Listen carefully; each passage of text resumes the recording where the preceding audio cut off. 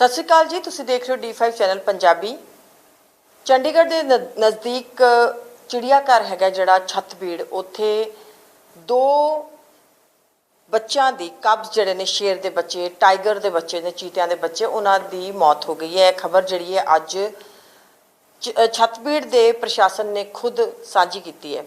इस दे विच तुहानूं दस दईए कि साडी गल हुई है डायरैक्टर जिहड़े ने कल्पना उत्थों के IFS ऑफिसर ने, उन्हां नाल गलबात हुई है। और तुहानूं दस दईए कि बड़ी इंटरस्टिंग जी गल है कि इन्हां दोनों कब्ज जिहड़े कि फीमेल कब्ज सीगे, मादा शावक सीगे चीतियां दे, उन्हां दी जिन्हां दी मौत हुई है, उन्हां दे जिहड़े माँ बाप सीगे वो पैर जिहड़ा सीगा वो गौरी ते अर्जुन सीगे। हुण अर्जुन जिहड़ा हैगा जिहड़ा कब्ज सीगा, चीता सीगा, यह अमन ते दिया दा बेटा सीगा, उन्हां दा कब्ज सीगा, उन्हां दा बच्चा सीगा। और अमन और दिया तुहानूं याद होएगा कि नवजोत सिद्धू जिहड़े कि कांग्रेस के पहले हुण भी कांग्रेस दे विच ने प्रधान सीगे, जिस वेले उस वेले उन्होंने छतबीड़ जो विजिट की सीगी ते उदों उन्होंने गोद लिया सीगा अमन ते दिया नूं। अमन ते दिया दा बच्चा सीगा, कब्ज सीगा अर्जुन। अर्जुन ते गौरी पहली बार माँ बाप बने सीगे, फर्स्ट टाइम उन्होंने बच्चों नूं बर्थ दिता सीगा। छतबीड़ प्रशासन ने साडे नाल गलबात की। डायरैक्टर कल्पना जिहड़े हैगे ने उत्थों दे IFS ऑफिसर ने जिहड़े, उन्होंने साडे नाल गलबात की। फील्ड डायरैक्टर ने उत्थों दे, उन्होंने सानूं दस्सिया कि माँ और बच्चा लगातार ठीक ठाक दिखाई दे रहे सीगे। दो जिहड़ियां मादा शावक पैदा हुईयां सीगियां, एक दी 7 ते एक दी 9 नूं मौत हो जाती है। उन्होंने कहा क्योंकि जिस तरीके दे नाल शेरां दे विच ब्रीडिंग की जे गल की जाए तो डेफिनेटली वो बहुत ही एक लंबा चौड़ा प्रोसैस है। पिछले कई महीनों तो इस चीज़ की तवक्को की जा रही सी कि यह जोड़ा जोड़ा माँ बाप बने, ब्रीडिंग होवे। जो ब्रीडिंग हुई और उन्होंने दस्या कि जो शेरनी प्रैगनेंट हो गई, उन्होंने गर्भ ठहर गया, उसके बाद उन्होंने इकल्ला कर दिता जाता है, एकांत विच कर दिता जाता है, ताकि वो नैचुरल तरीके दे नाल जिहड़ा है अपना गर्भ साम सके और फिर उसकी डिलीवरी होवे। वो बिल्कुल डिलीवर होए।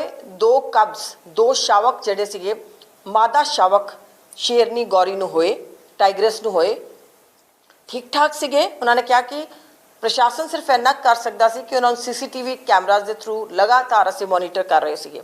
ते शेरनी ने जिथों तक उन्होंने शावकां नूं प्रॉपरली दुध पिला रही सीगी, शावक दोनों माँ का दुध पी रहे सीगे और ठीक ठाक खेल भी रही सी, संभाल भी रही सी।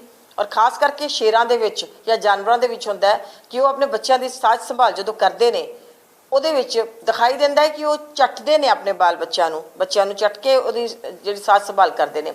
पर उन्होंने कहा कि देखा गया कि ਉਹਦੇ बाद उन्होंने हौली हौली अपने शावकां नूं परे कर दिता। और उदों सानूं थोड़ा जिहा अजीब लग्या क्योंकि मॉनीटर हो रहे सी ऑलरेडी, शेरनी भी मॉनीटर हो रही सी ते कब्ज भी मॉनीटर हो रहे सीगे। पर उन्होंने फिर दस्सिया, खास करके प्रशासन ने साडे नाल जिहड़ी गलबात सांझी कीती ਉਹਦੇ ਵਿੱਚ दस्सिया कि फिर उन्होंने क्रिटिकल कंडीशन दे विच लैके जाया गया तो उसकी संभाल केयर जो इंटेंसिव केयर के लिया गया। डॉक्टर ने दखल अंदाजी की। उस तो पहले जो तक ठीक ठाक खेलते दिखाई दे रहे थे, कोई दखल नहीं दिता गया, पर उसके बावजूद भी उन्होंने बचाया नहीं जा सकिया।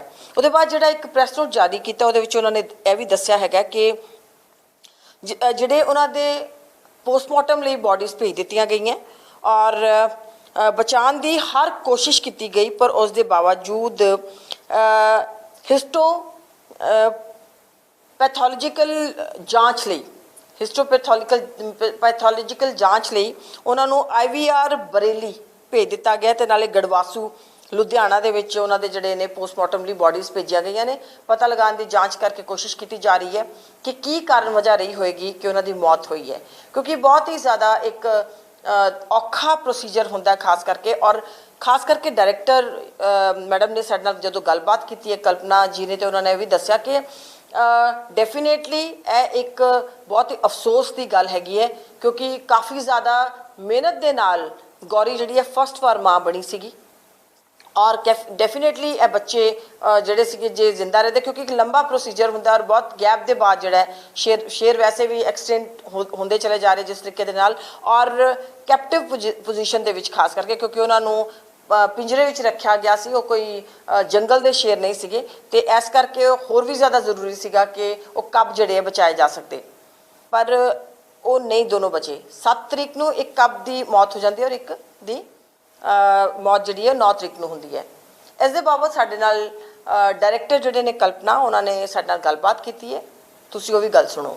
कल्पना मैम, आप जैसे आप छत्तीसगढ़ के आईएफएस ऑफिसर हैं, तो आप हमें बता सकते हैं कि जो 2 शेर के बच्चे वो है जो नहीं अभी अर्जुन जिनका पिता और गौरी माँ है, वो दोनों बच्चे जो हैं वो उनकी डेथ हो गई, तो आपने अभी प्रेस नोट भी जारी किया है। वो क्या कैसे हुआ मैम, ये कैसे हुआ? क्योंकि इट्स वेरी डिफिकल्ट, बहुत डिफिकल्ट होता है कि जो टाइगर है उनके कब्ज, ये बहुत एक लंबी एक्सरसाइज है जी। यही आपको याद देना चाहती हूँ कि हर बार हम ब्रीडिंग एक्सरसाइज के तहत थोड़ा सा ऊंची बोलेंगे मैम, थोड़ा सा ऊंची बोलेंगे। हाँ जी जी। जू में हम ब्रीडिंग प्रोग्राम में अंदर टाइगर द पेयर को ट्रेन करके हमने उन दोनों को मिला के, वो बड़ा एक्सरसाइज होती है उनका कंपैटिबिलिटी वगैरह देख के, जी। पूरा जू day staff almost like around 4 to 5 months का ये प्रोसीजर है, फॉलो करके देन ब्रीडिंग का करते हैं। बट जो टाइगर है जो प्रेग्नेंट होते हैं, उन्होंने जब बच्चे देते हैं दे गिव 2, 4, 5, 6 उनके वाइल्ड में जब होते हैं they also do the same pattern में करते हैं। जब कैप्टिव, ये एनिमल्स को कैप्टिव एनिमल्स कहते हैं, जू में भी बच्चे देते हैं। एंड इसमें यूजुअली फर्स्ट 3-4 months बहुत क्रिटिकल होता है since they are wild animals, तो उसको हम ज्यादा ओवर इंटरवेंशन भी नहीं कर सकते, बट द सेम टाइम हम अपने कैप्टिव एनिमल्स को मैनेजमेंट प्रैक्टिसेस में हम मैनेज कर सकते हैं एज पर स्टैंडर्ड प्रोटोकॉल्स। तो वो गाइडलाइंस के मुताबिक जब हम इसको मैनेज करते हैं, there are a lot of natural reasons due to the mother and cub के behavior. Sometimes mother reject करते हैं कि उनको खुद पता चलता है कि they won't be able to survive in the future. वो वाइल्ड में भी वो पैटर्न है जी। तो उसके हिसाब से जब इनिशियली जब पैदा होते हैं, it's a very critical period for any team to just full 24/7 monitoring होती है। हम ज्यादा इंटरवेंशन नहीं करते हैं, जैसे नेचुरल प्रोसेस है वो छोड़ देते हैं। व्हेन इंटरवेंशन इज रिक्वायर्ड, हमें पता चलता है, वो कंफर्म होता है, उस टाइम ह्यूमन बीइंग्स का इंटरवेंशन उधर होती है जी। तो उसमें जब हम इंटरवीन करते हैं, मैक्सिमम हमारे लेवल पे ये कोशिश होती है कि 100% उसको सेव करने के लिए जितना हम प्रोटोकॉल के मुताबिक कर सकते हैं वो करेंगे। देन आफ्टर दैट वो कंडीशन के मुताबिक, जो कई कारणों मुताबिक which you can not predict right now जी, वो हम भेजे हुए हैं फॉर फर्दर एग्जामिनेशन। उसके वजह से कई कारणों में ये फेलियर भी हो जाती है जी। दैट इज आपके जो कबिंग का बाद में वो लेटर में कई बार सर्वाइव होते हैं, कई बार नहीं सर्वाइव होते हैं, which is not in our hands. Only thing that is in our hands is हम कितना एफर्ट दे रहे हैं, कितना कोशिश कर रहे हैं अपने लेवल में, मैनेजमेंट लेवल में कितना इसको हम मैनेज करने के लिए प्रोटोकॉल के मुताबिक सारे तरीके दनाल ट्रीटमेंट या जो भी केयर देनी है वो दे रहे हैं। मैम जो ये अर्जुन और गौरी है, ये फर्स्ट टाइम पेरेंट बने हैं, पहली बार था इनका ब्रीडिंग? जी पहली बार इनकी ब्रीडिंग जी। और ये दिया और अमन जो एक पैर था, मेरे ख्याल में अर्जुन उनका कब है शायद? अर्जुन इज, हाँ जी, Arjun is the son of Diya and Aman. हाँ जी। तो मैम ये कब दोनों कब हुए थे, और ये किस तरह से फिर आप लोगों ने जब पूरे तरीके से उनकी मॉनिटरिंग की, सब कुछ किया, तो फिर कैसे पता लगा? जब भी दैट इज जब माँ प्रेग्नेंट हो जाते हैं, वी यूजुअली आइसोलेट। जब प्रेगनेंसी टाइम पे ज्यादा आना जाना वो आइसोलेट करते हैं। जैसे माँ को अपने आप छोड़नी है, वो प्रेगनेंसी प्रोसेस नेचुरल होनी है, वो कब जब होते हैं माँ को खुद पता चलता है, नेचुरल इंस्टिंक्ट में अपने बच्चे को पालते हैं। जब पालते हमारा एक ही काम है मैनेजमेंट, हम 24/7 सीसीटीवी कैमरा मॉनिटरिंग में हम फुल डेडिकेटेड टीम उसको every minute we keep observing the behavior. Okay. So when we observe the behavior and when we see certain things, आप intervene नहीं कर सकते हो as per protocol. Certain things जब आपको पता चलता है, it keeps changing. Behavior he note करेंगे हम, behavior और उनके जो अच्छे से फीड ले रहे हैं या नहीं, कब अच्छे से सकिंग कर रहे हैं या नहीं, and are they healthy enough. जितना हम सीसीटीवी में ऑब्जर्व कर पाएंगे वही है जी। देन इवन इफ हम इंटरवेंशन बाद में हमें ये ये हमें वेटनरी टीम वालों ये डिसाइड हो जाती है कि yes the mother has abandoned या रिजेक्टेड या the cub seems to have some issue after some days. Minimum intervention के साथ मदर को ज्यादा डिस्टर्ब नहीं करके we try our level best to save the cub और hand rear the cub as per protocol. जी Kalpana ma'am, यहाँ पे किस तरह का उसका बिहेवियर कैसा था गौरी का? क्या ऐसा कुछ आपको दिखाई दिया या ऐसा वो कोई मॉनिटरिंग में हुआ कि?